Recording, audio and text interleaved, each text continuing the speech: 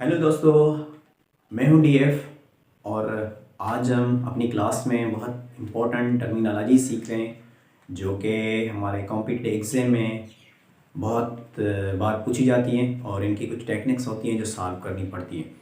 तो दोस्तों, जिन दोस्तों का बेस अच्छा है उनके लिए तो मुश्किल नहीं पेश आएगी, पर जिनका बेस कुछ आगे पीछे है तो उनके लिए ये टर्मिनोलॉजी सीखना बहुत इंपॉर्टेंट होती है और इससे रिलेटेड काफ़ी बार कॉम्पिटिटिव एग्जाम में पूछा जा चुका है।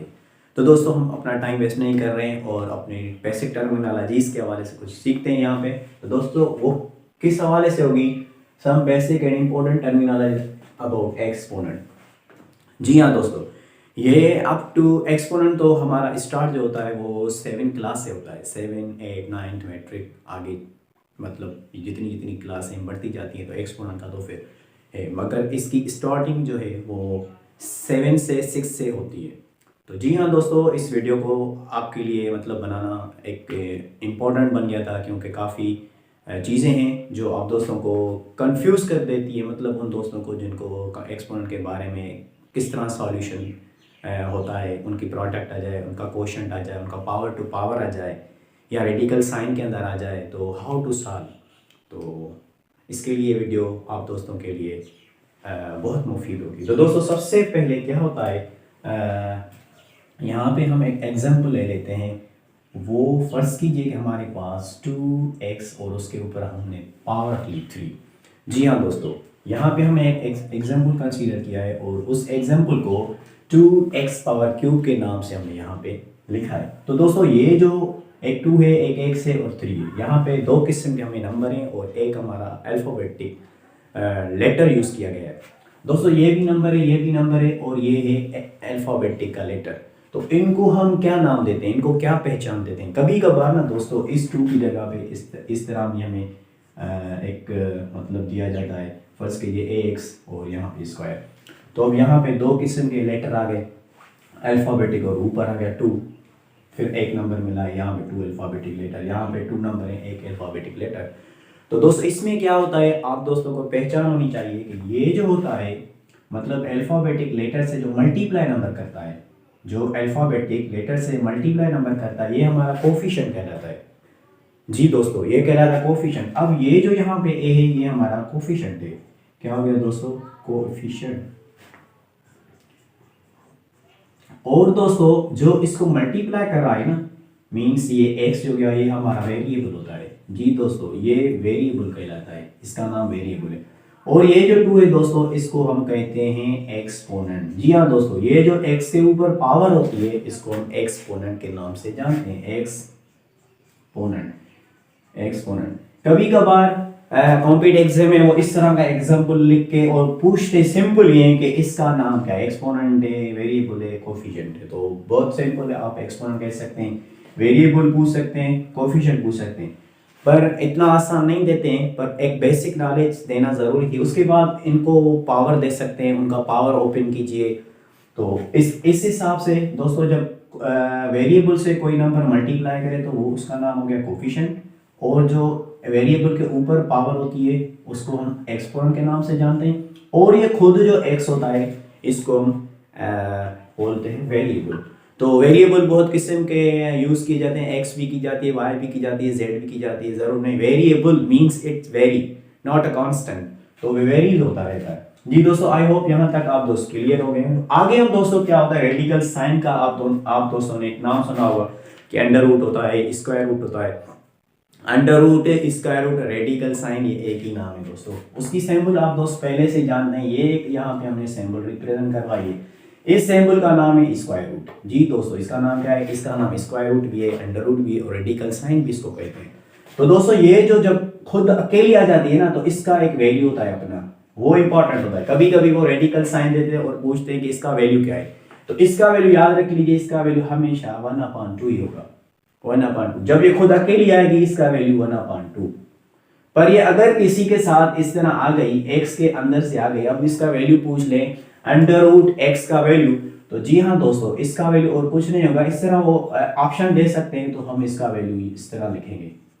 इस तरीके बहुत सारे मतलब ऑप्शन में होंगे तो हम इसको टिक करें, क्योंकि x तो अपना वेरिएबल, बाकी अंडर रूट का वैल्यू 1/2। जी हाँ दोस्तों, ये सिंपल है। और दोस्तों एक यहाँ पे इंपॉर्टेंट बात ये है कि इस रेडिकल साइन के साथ ही साथ मीन्स इसके पीछे, इस रेडिकल साइन के साथ पीछे अगर यहाँ पे वो कुछ भी यहाँ पे नंबर दे दें, फर्ज कीजिए उन्होंने 4 दे दिया, 5 दे दिया, 6 दे दिया, तो इसका वैल्यू दोस्तों 1/2 नहीं रहेगा। अब इसका वैल्यू 1/4 रह जाएगा। जी हाँ दोस्तों, अब इसका वैल्यू 1/4 रह जाएगा।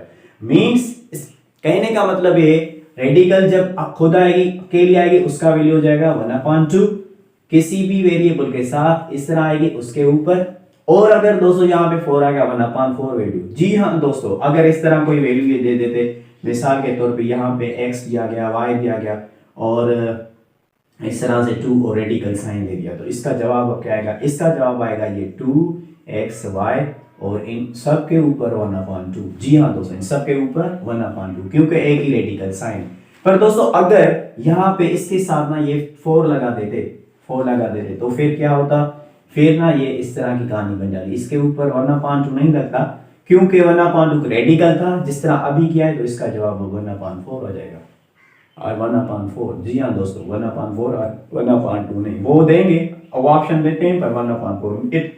अब यहाँ पे इसका मतलब है जब अकेली आएगी तो 1/2, उसके बाद कोई भी यहाँ पे वो नंबर दे देंगे 3 4 5 6 7 8, तो उसके बाद ये वैल्यू इस तरह लगेंगे 1/4 1/5 1/6, पर जब खुद अकेला होगा तो उसका वैल्यू 1/2। तो आई होप आप दोस्त सारे यहाँ तक क्लियर हो गए। और दोस्तों आगे और भी इसकी बेसिक टर्मिनोलॉजीज हैं, वो क्या है? वो ये है दोस्तों, वो ये है कि मान लीजिए एक हमें वो एक वैल्यू दे देते हैं इस तरह का, फर्ज कीजिए हमें एक वैल्यू मिला 2। क्या मिला दोस्तों? वैल्यू मिला 2 और उन्होंने हमें पावर भी दे दिया 2 दे दिया। तो इसको ओपन कीजिए, तो इसको ओपन करना बहुत है। यहाँ पे मैं आप दोस्तों के लिए 2 चीजें बयान करना चाहता हूँ। जब भी ना वैल्यू के एक वैल्यू देते हैं और ऊपर जो हमें पावर मिलती है, एक्सपोनेंट मिलती है, अगर पावर हमारी इसके अंदर वैल्यू, चलो हम एग्जांपल करते हैं, वहां से समझ लेते हैं। यहाँ पे वैल्यू है हमारा पॉजिटिव नंबर, इसके अंदर साइन भी पॉजिटिव है, और ऊपर हमें जो वैल्यू दिया गया है मींस एक्सपोनेंट दिया गया है वो भी हमारा पॉजिटिव भी है, और प्लस भी हमारा इवन नंबर है। इवन और ऑड नंबर तो आप दोस्त पहले से जानते होंगे, अगर नहीं जान रहे हैं तो इस पे भी ना इवन और ऑड पे मेरी एक नंबर सिस्टम पे पहली वीडियो है, वो आप जरूर देखिए। अगर नंबर सिस्टम के बारे में आप दोस्तों की नॉलेज कम है तो उस पर मैंने काफ़ी नंबर सिस्टम बयान किए हुए हैं, क्योंकि वो भी नंबर पूछ सकते हैं, होल नंबर क्या होते हैं, प्राइम नंबर क्या होते हैं, ऑड नंबर क्या होते हैं, कंपोजिट नंबर क्या होते हैं, इस तरह का क्वेश्चन वो राइज कर सकते हैं। या हमारे रेशनल नंबर के बारे में पूछ सकते हैं, एंटीजर्स के बारे में पूछ सकते हैं। तो उस पर मेरी कंप्लीट एक वीडियो है, वो ज़रूर देखिए ताकि और भी आप दोस्तों कॉन्सेप्ट क्लियर हो जाए। तो दोस्तों यहाँ पे आते हैं हम, फिर ये क्या है दोस्तों? ये हमारा ब्रैकेट के अंदर वैल्यू है, नंबर है 2 है, और हमारा जो ऊपर है मींस एक्सपोनेंट है वो हमारा है इवन नंबर। जी हाँ दोस्तों, यहाँ पे पॉजिटिव हो, ऊपर इवन हो, इसकी रिजल्ट ऑलवेज पॉजिटिव। ये 4 कंडीशन बहुत इंपॉर्टेंट आप दोस्तों के लिए समझना जरूरी है। वो क्या है? जब भी अंदर वैल्यू हमारा आ जाए पॉजिटिव आ जाए, और हमारा जो ऊपर वैल्यू है ना वो आ जाए इवन नंबर, इवन, तो इसका जवाब हमेशा पॉजिटिव। अब इसको हम खोलते हैं तो इसका जवाब 4 मिलता है, पॉजिटिव आता है। अब आगे क्या है? यहाँ पे फिर से एक नई कहानी, यहाँ पे मैंने वैल्यू रख लिया -2, और फिर से मैं यहाँ पे रख लेता हूँ 2। जी दोस्तों, फिर से मैं 2 रख लेता हूँ, क्योंकि यहाँ पे भी मैंने 2 रखा है और मैंने एक्सपोनेंट जो रखा है वो इवन नंबर रखा है, इवन नंबर। तो जवाब मिला पॉजिटिव का, देखिए पॉजिटिव है। अभी अंदर में वैल्यू जो है वो -2 है। जी दोस्तों, क्या है? -2, और -2 है। ऊपर जो है ना हमें पावर मिली है वो भी इवन नंबर है। जब भी नेगेटिव का वैल्यू हो, जब भी वैल्यू नेगेटिव का हो, ऊपर इवन नंबर हो ना, इसका हमेशा जवाब फिर से पॉजिटिव आता है। जी हाँ दोस्तों, ये याद रख लीजिए, वैल्यू नेगेटिव में ब्रैकेट के अंदर हो और उसके ऊपर जो हमें पावर दी जाती है वो इवन है ना, तो उसका हमेशा जवाब हमें पॉजिटिव मिलता है। पर अगर यहाँ पर इस तरह का वैल्यू मिल जाए, फर्ज कीजिए 2 है और हमें 2 है और ऊपर जो मींस एक्सपोनेंट है वो इवन ऑड नंबर है। क्या है? Odd number. अब वैल्यू है पॉजिटिव में और जो एक्सपोनेंट दिया गया है वो है ऑड नंबर। वैल्यू क्या है? वैल्यू पॉजिटिव है। ऑड इवन को वैल्यू से अंदर नहीं देखेंगे क्या है, पर हमें देखना है कि पावर क्या है। पावर हमारा जो है वो है फिर से इवन, तो इसका जवाब फिर से दोस्तों आएगा हमारा पॉजिटिव नंबर। पॉजिटिव नंबर याद रख लीजिए, यहाँ पे पॉजिटिव, यहाँ पे इवन हो पॉजिटिव, यहाँ पे पॉजिटिव नंबर है, ऊपर इवन है तो रिजल्ट पॉजिटिव। यहाँ पे पॉजिटिव है, ऊपर ऑड है, फिर भी रिजल्ट हमारा पॉजिटिव। यहाँ पे इवन था, यहाँ पे नेगेटिव है, ऊपर हमारा इवन है। Positive even positive, negative even positive, positive odd, यहाँ पे नंबर है पॉजिटिव, ऊपर ऑड, इसका जवाब भी पॉजिटिव में आएगा। इन तीनों कंडीशन में रिजल्ट पॉजिटिव मिलती है हमें। यह इसकी रिजल्ट कैसे क्या मिलेगी, इसकी रिजल्ट 8 मिलेगी। जी हाँ दोस्तों, कैसे मिलेगी वो हम आगे करते हैं, कुछ इसके एक्सप्रेशन को किस तरह ओपन करते हैं। और दोस्तों यहाँ पे एक दूसरी कंडीशन है, अगर यहाँ पे वैल्यू हमें नेगेटिव है और ऊपर हमें, ये इंपॉर्टेंट है आप सब दोस्तों के लिए इनको समझना, यहाँ पे नेगेटिव वैल्यू है और यहाँ पे ना हमें इवन नंबर ऑड नंबर है, ये हो गया नेगेटिव और यहाँ पे इवन, नेगेटिव इवन, इसका जवाब हमेशा नेगेटिव आएगा। इसका जवाब हमेशा नेगेटिव आएगा, ये याद रख लीजिए। क्या आएगा, नेगेटिव। अब नेगेटिव के 8 आएंगे, कैसे आएंगे वो हम अभी समझते हैं। आप दोस्तों इसकी स्क्रीनशॉट ले लें तो हम इसको रिमूव करें और आगे कुछ समझते हैं। तो दोस्तों इसको आप दोस्तों ने समझ लिया होगा, कुछ बेसिक टर्मिनोलॉजीज थी, और भी इससे टर्मिनोलॉजी बेसिक है, जैसा कि एक्सपोनेंट है। तो एक्सपोनेंट में जब बेसिस सेम हो जाते हैं, एक्सपोनेंट में जब बेसिस, तो उनमें एक्सपोनेंट के हवाले से ही हम पढ़ रहे हैं। तो एक्सपोनेंट में जब बेसिस सेम हो जाए, बेसिस मींस अभी हमने जिक्र किया था, बेस क्या होते हैं। फर्ज कीजिए ये भी हमारे पास ए है, ये भी हमारे पास ए है। अब ये भी ए और ये दोनों सेम है ना, डिफरेंस तो दोनों में नहीं है। अब इनको हम बेसिस कहते हैं, इनको बेसिस कहते हैं। एक्सपोनेंट के अंदर जब आपके बेसिस सेम आ जाए, क्या आ जाए, बेसिस सेम, बेसिस जब सेम आ जाए और बीच में साइन प्रोडक्ट की हो, मींस मल्टीप्लिकेशन को, ये इंपॉर्टेंट है, बहुत ही इंपॉर्टेंट। ये मैंने मतलब एक लॉ है, हम 3-4 पढ़ते हैं। एक लॉ होता है law of product, law of quotient, law of product को लॉ ऑफ मल्टीप्लिकेशन कहते हैं, लॉ ऑफ प्रोडक्ट को लॉ ऑफ मल्टीप्लिकेशन का नाम देते हैं, लॉ ऑफ क्वोशंट को लॉ ऑफ डिवीजन कहते हैं, law of power to power होता है। ये 3-4 लॉज हैं जो जरूरी होते हैं और इनसे रिलेटेड भी पूछा जाता है। बेसिक है तो इनसे पूछा जाता है, हो सके रेडिकल से पूछा जाए, कोई ऐसा टेक्निकल सवाल रेडिकल से पूछा जा सकता है, क्योंकि हमारे कोर्स में है, 6 में है, 7 में है, 8 में है, 9th में, मैट्रिक में, ये सारी टर्मिनोलॉजीज हैं। तो अब दोस्तों के लिए ये इंपॉर्टेंट नॉलेज देना जरूरी थी। तो दोस्तों यहाँ पे है बेसिस सेम, बेसिस जब सेम आ जाता है, बेसिस जब सेम आ जाता है, याद रख लीजिए, जिन दोस्तों को मैथ्स अच्छी है उनके लिए तो घबराने की बात नहीं है, पर जिनकी वीक है, उनको समझ में नहीं आती, उनके लिए ये नॉलेज देना जरूरी है। ये असल में जो प्रिपरेशन दोस्त करते हैं ना, वो तो उनका कॉन्फिडेंस लेवल अच्छा होता है, वो पढ़ लेते हैं, थोड़ा देख लिया क्लियर हो गया। पर जिन दोस्तों की वीक होती है उनके लिए बेस बनाना जरूरी है, क्योंकि इसमें बेस से ही, अगर बेस अच्छा होगा ना, फिर सारी चीजें क्लियर हो जाती हैं। जब बेसिस सेम आ जाए, यहाँ पे भी ए, यहाँ पे भी ए है, तो क्या होता है, बेसिस सेम हो और बीच में ज़रब की साइन हो ना, तो उनके जो पावर होते हैं वो हम हमेशा ऐड करते हैं, हमेशा क्या करते हैं, ऐड करते हैं। ऐसे भी टेक्निकल सवाल पूछा जाता है कि अगर हमारे पास बेसिस सेम हो तो उनके पावर ऐड होंगे सब्ट्रैक्ट होंगे, तो ऐड होंगे सब्ट्रैक्ट होंगे, मल्टीप्लाई डिवाइड होंगे, तो जिनका मतलब कॉन्सेप्ट क्लियर होगा तो वो ऐड ही होंगे।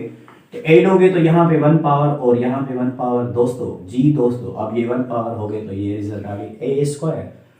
इस तरीके से हमें और इनके साथ कोफिशिएंट भी लगा सकते हैं। मिसाल के तौर पे यहाँ पे उन्होंने लगा दिया 2 और यहाँ पे आ गया x पावर 3, यहाँ पे बीच में फिर से 3 और यहाँ पे फिर से आ गया x पावर 4। अब इनका प्रोडक्ट फाइंड कीजिए, तो बिल्कुल आसान है, हम अब भी पढ़ते हैं। यहाँ पे देखिए, यहाँ पे कोफिशिएंट 1 था, यहाँ पे 1 था, तो 1 को 1 से मल्टीप्लाई, फिर से 1, और यहाँ पे भी a, यहाँ पे भी एक बार हम उस बेस को रखते हैं, बेस को एक बार, फिर क्या करते हैं, उसके पावर को हम ऐड करते हैं। अभी हमने पढ़ा था, पर कोफिशिएंट को कोफिशिएंट मल्टीप्लाई किया, 1 है, 1 तो लिखने की जरूरत होती नहीं। फिर a, यहाँ पे भी बेस है तो सेम बेसिस को एक मरतबा रखा। अब इसका पावर भी 1 है, इसका पावर भी 1 है। अब काफी दोस्त कहते हैं कैसे 1 पावर, मेरे भाइयों मेरे दोस्तों, अगर यहाँ पे पावर नहीं दी गई है ना, नहीं दी गई है ना, तो या जान लीजिए कि उसका पावर 1 है। अगर यहाँ पे कोफिशिएंट नहीं दिया गया है ना, तो जान लीजिए उसका कोफिशिएंट 1 ही है। अगर यहाँ पे कोई भी साइन नहीं दी गई है ना, तो मान लीजिए इसकी प्लस ही साइन होती है। ये 3 कॉन्सेप्ट आप अपने ज़हन में डाल लीजिए। कोई भी पावर नहीं है 1 पावर होती है, कोई भी कोएफिशिएंट नहीं है 1 कोएफिशिएंट होता है, कोई भी सिंबल पीछे नहीं लगी हो ना तो वो प्लस का कहलाता है। ये प्लस का है, ये भी प्लस का है, बीच में अब मल्टीप्लिकेशन की साइन है तो प्लस इनटू प्लस, ये प्लस, ये भी हम अब पढ़ते हैं क्योंकि ये भी बेस में हमारी आ जाती है। जी दोस्तों, यहां तक आप दोस्त क्लियर हो गए। तो 2 और 3 को मल्टीप्लाई कराएंगे, ये हो जाएगा 6। 2 और 3 को मल्टीप्लाई 6, और यहाँ पे एक से दोस्तों देखिए, और यहाँ पे भी एक से, ये तो कोफिशिएंट आपस में मल्टीप्लाई कर लिया।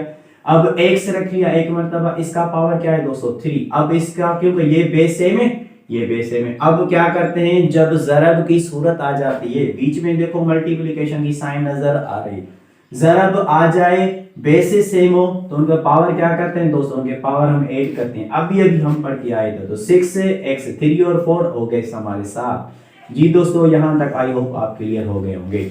उसके बाद ये था जब हमें बीच में मल्टीप्लिकेशन की साइन हो तो उनके पावर ऐड करते हैं। पर दोस्तों अगर डिवीजन की साइन आ जाए दो बेसिस के दरमियान में, जैसा कि हम अभी यहाँ पे कर लेते हैं इसको, कि यहाँ पे a पावर क्यूब, यहाँ पे a स्क्वायर, ये डिवीजन वाला फार्मूला आ जाए तो इसमें पावर क्या होंगे दोस्तों। जब डिवीजन वाला फार्मूला आ जाए तो उसमें पावर होते हैं सब्ट्रैक्ट। जी हाँ दोस्तों, उसमें पावर होते हैं सब्ट्रैक्ट। तो हमारा जो ऊपर वाला पावर है वो वही रहता है, इसका पावर, ये बेसिस है में तो हमने बेसिस एक बार ही रखना है और इसका सिर्फ पावर रखना है। जिस तरह अभी किया है, एक बार बेस रखा, इसका पावर इसका पावर, जिस तरह अभी किया है ये बेस सेम रखा, इसका पावर इसका पावर, ऐसे ही कोशंट वाले फार्मूले में होता है। डिवीजन को हम कोशंट भी कहते हैं, आपके टेक्स्ट बुक में पढ़े हुए हैं, आप 7th में जाएंगे 8th में जाएंगे, वहां पे आपका पूरा चैप्टर है। पर बेसिक क्लियर हो गई, आप सारी एक्सरसाइज टेक्निक से कर सकते हैं। तो quotient means division, division means quotient. तो जब बेसिस सेम होंगे, एक पावर इसके और दो पावर जाएंगे, अब सब्ट्रैक्ट होंगे दोस्तों पावर, अब सब्ट्रैक्ट होंगे, ये याद रख लीजिए, बड़ा इंपॉर्टेंट है कोशंट वाला। ये वाला इजी है, ये वाला भी इजी है, पर याद रख लीजिए 3 से -2 तो एक पावर रह जाएगी। जी दोस्तों, इसका जवाब ए। अब इस तरीके से दोस्तों दूसरा एग्जांपल भी है, हम अपने यहाँ पे ले रहे हैं, पर आप किताब में जाएंगे ना, फिर आपकी एक्सरसाइज से प्रैक्टिस करेंगे तो बहुत सारी आसानी हो जाएगी फिर। जी हाँ, तो अब मिसाल के तौर पे यहाँ पे 6 है, यहाँ पे x पावर 8 है, और यहाँ पे y पावर फिर से 6 आ गया, और यहाँ पे दोस्तों देखिए 3 आ गया, यहाँ पे x पावर हमारी आ गई, फर्स्ट कीजिए 4, और y पावर हमारी आ गई 3। अब इसको हल कीजिए, इस तरीके का देख सकते हैं, और नीचे मतलब ऑप्शन होते हैं। तो सबसे पहले कोफिशिएंट को अगर मल्टीप्लिकेशन करनी थी तो मल्टीप्लिकेशन, अगर डिवीजन है तो उस पर टेबल लगाएंगे। तो टेबल्स भी आप दोस्तों के लिए बहुत इंपॉर्टेंट है, कम से कम 20 तक टेबल तो याद रखनी होगी, क्योंकि कोई माइंड से वहां पे मल्टीप्लिकेशन और डिवीजन करनी पड़ती है। तो 3 की टेबल 1 टाइम और 3 की टेबल 2 टाइम। जी हाँ दोस्तों, यहाँ पे रिजल्ट क्या बचा, कोफिशिएंट में 2, और यहाँ पे देखिए ये x वाले बेसिस आपस में, y वाले आपस में। जी हाँ, x वाले बेसिस आपस में और y वाले आपस में, जितने भी बेसिस गिवन हो उन बेसिस को हम यहाँ पे रखेंगे। देखिए यहाँ पे x है, x का ऊपर पावर क्या है 8, अब x आपस में बेस है, ये पावर रख लिया। अब कोशंट वाला जब फॉर्म आएगा तो पावर क्या करते हैं, पावर तो सब्ट्रैक्ट ही करते हैं ना, तो सब्ट्रैक्ट कर लिया 1 से 4। अब y का हमारा ऊपर पावर कितना है दोस्तों, ऊपर है 6, ठीक है, और नहीं डिनोमिनेटर में कितना है वो है 3, इसको करेंगे सब्ट्रैक्ट। x वाले x से सब्ट्रैक्ट करते हैं, y वाले y से, क्योंकि सेम बेस सेम बेसिस से पावर सब्ट्रैक्ट करवाता है, सेम बेस सेम पावर से मल्टीप्लाई करवाता है। ऐसा नहीं कि x y वाला y, ये गलत। तो हम करेंगे जो बेसिस सेम होंगे, मींस x वाले x है, तो ये 2 दोस्तों। अब x 8 में से 4 जाएंगे, x पावर 4, 6 में से 3 जाएंगे तो y पावर 3। अब इसकी रिजल्ट दोस्तों ये इस तरीके का वो एग्जाम्पल देते हैं और पूछते हैं कि क्या इसका जवाब होगा। अगर हमारा बेस क्लियर होगा कि क्वेश्चन में पावर सब्ट्रैक्ट होता है ना, वी विल करेक्ट। अगर हमारा पावर की हमारे प्रोडक्ट की कंफ्यूजन दूर हो गई है तो हम उसका रिजल्ट आसानी से फाइंड कर सकते हैं। जी हाँ दोस्तों, तो आई होप आप दोस्त सारे यहाँ तक फिर से क्लियर होंगे। और हमारे पास एक और भी पावर है तो हम उसको भी यहाँ पे कर लेते हैं, क्योंकि ये कुछ बेसिक थी, इस वीडियो के अंदर ही हम कुछ चीजें समझते हैं। अब दोस्तों मान लीजिए कि हमारे पास इस तरह का कोई वैल्यू दे देते, 2 का स्क्वायर दे दिया, तो इसको खोलने का तरीका क्या होता है, इसकी टेक्निक थोड़ी आप दोस्तों को देना रेडिकल साइन के लिए बड़ी जरूरी है। उसके बाद 2 का स्क्वायर। दोस्तों सबसे पहले यहाँ पे जान लीजिए, जब किसी बेस के ऊपर जितनी पावर आ जाए, जब किसी बेस पे, मिसाल के तौर पे यहाँ पे a है, इसके ऊपर पावर आ गई 2। अब जब किसी बेस के ऊपर जितनी पावर आ जाए ना, तो उस बेस को उतना टाइम ओपन किया जाता है। जब किसी बेस के ऊपर जितना पावर आ जाए उसको खोलना उतना टाइम होता है। मींस अब इस बेस को हम 2 टाइम ओपन करेंगे, ऐसा। तो ये दोस्तों ये इसकी रिजल्ट। अब जो प्रोडक्ट वाला फॉर्म पढ़ा था ना, अब वो उसका उलट हो जाता है। मींस अब इन दोनों बेसिस के पावर एक एक जब जमा करेंगे तो ये रिजल्ट, अब इसको ओपन करेंगे तो रिजल्ट। जी हाँ, तो इसको ओपन करने के लिए क्या करेंगे, ये तो था ए, पर अगर नंबर मिल जाए, क्योंकि नंबर ही स्पेशली वो देते हैं, क्योंकि स्टूडेंट्स को वो एक थोड़ा सा ना इस्तेमाल करते हैं ताकि उनकी मैथमेटिक्स में मल्टीप्लिकेशन और डिवीजन किस तरह है, ताकि वो थोड़ा दिमाग टाइम उनका मतलब कंज्यूम हो। तो आपकी प्रोडक्ट हो डिवीजन हो, उनके लिए आप दोस्तों की ग्रिप होनी चाहिए अपनी टेबल्स पे। तो 2 और 2, जी दोस्तों 2 और 2 आपस में मल्टीप्लाई करेंगे तो 4 रिजल्ट। जब अल्फाबेट पूछा जाए वो सिंपल है खोलना, पर जब नंबर होता है ना उसको थोड़ी प्रोटेक्ट करनी पड़ती है। अब ये तो हो गया यहाँ तक। अब फर्ज कीजिए ये आ गया हमारे पास एक 2 है। अब देखिए दोस्तों इसका और इसके रिजल्ट में कितना बड़ा फर्क है। इसके ये है 2 के ऊपर 3 पावर और यहाँ पे 3 के ऊपर 2 पावर, इस तरीके की कंडीशन। अब हमने क्या पढ़ा भाई, हमने पढ़ा कि बेस के ऊपर जितनी पावर होती है, एक्सपोनेंट होती है, उसको हम उतने टाइम्स ओपन करते हैं। बेस के ऊपर जितना टाइम्स पावर होता है उसको उतना, मींस इस बेस के ऊपर 3 टाइम्स एक्सपोनेंट है ना, 3 पावर है ना, तो इस बेस को कितना टाइम ओपन करेंगे, 3 टाइम्स। ये 2 मल्टीप्लाई 2 मल्टीप्लाई 2। अब इसका रिजल्ट क्या बनेगा दोस्तों, अब देखिए मल्टीप्लाई करवाए, रिजल्ट फाइंड कीजिए। 2 को 2 से मल्टीप्लाई 4, यहाँ पे 4 आ गया ना, अब ये दोनों को 4, फिर 4 को 2 से कराएंगे तो 8 रिजल्ट। जी हाँ दोस्तों इसकी रिजल्ट आ गई 8। अब इसको ओपन करते हैं दोस्तों। बेस क्या है दोस्तों, बेस 3, बेस है 3, तो 3 को कितनी टाइम ओपन करेंगे, 2 टाइम। क्यों 2 टाइम, क्योंकि उसके ऊपर 2 पावर है, तो 3 को 3 से मल्टीप्लाई। जी हाँ दोस्तों 3 को 3 से मल्टीप्लाई, 3 3 जा 9। अब इसकी रिजल्ट आ गई 9, इसकी रिजल्ट आ गई 8।